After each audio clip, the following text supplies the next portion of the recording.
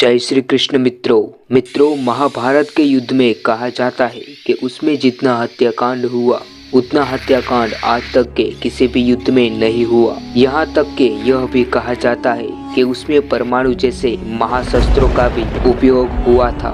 मित्रों, आज के वीडियो में हम आपको कुछ ऐसे विचित्र योद्धाओं के बारे में बताएंगे जिनके पास विचित्र शक्तियाँ और विचित्र वरदान थे। नंबर 1, जरासंध। मित्रों, जरासंध भगवान कृष्ण का परम शत्रु था जिसे श्री कृष्ण ने कई बार युद्ध करके हराया था। मित्रों, कहा जाता है कि जरासंध जब पैदा हुआ तो वो 2 भागों में विभाजित था। फिर जरा नाम की राक्षसी ने उसे जोड़ा, इसलिए उसका नाम जरासंध पड़ा। मित्रों, कहा जाता है कि जब तक उसके शरीर की 2 टुकड़े करके उसे विरुद्ध दिशा में न फेंका जाए तब तक उसकी मृत्यु नहीं होती थी। नंबर 2, दुर्योधन। मित्रों, दुर्योधन का शरीर उसकी माता की तपस्या से वज्र के समान कठोर हो गया था जिसे किसी भी शस्त्र से नहीं छेदा जा सकता था, किंतु भगवान कृष्ण की लीलाओं के कारण उसकी जांघें प्राकृतिक निर्बल ही रह गई थी, जहाँ पे कहा करके भीम ने उसे मारा था।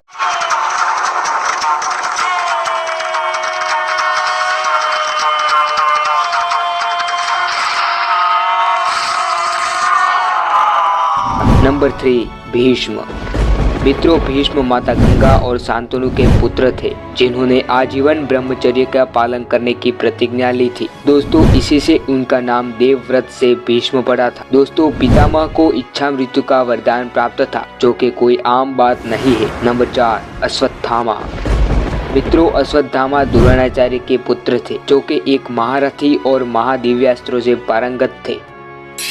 कहा जाता है कि उनके पास ऐसे शस्त्र थे जिनसे वे कुछ ही दिनों में महाभारत का अंत कर सकते थे, लेकिन भगवान कृष्ण तो अंतर्यामी थे, उन्होंने कभी ऐसा होने नहीं दिया। नंबर 5, संजय। मित्रों, संजय आज के युग के मुताबिक टेलीपैथिक विद्या में पारंगत थे। ये विद्या उन्हें ऋषि वेदव्यास जी से मिली थी। कहा जाता है कि गीता को 2 लोगों ने प्रत्यक्ष रूप से सुनी थी, जिनमें एक अर्जुन और दूसरे संजय थे।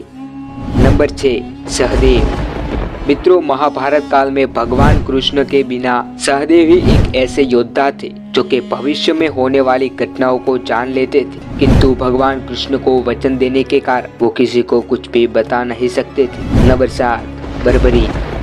मित्रों, बर्बरीक भीम के पुत्र घटोत्कच का बेटा था जो कि अतिशय और महाशक्तिशाली था।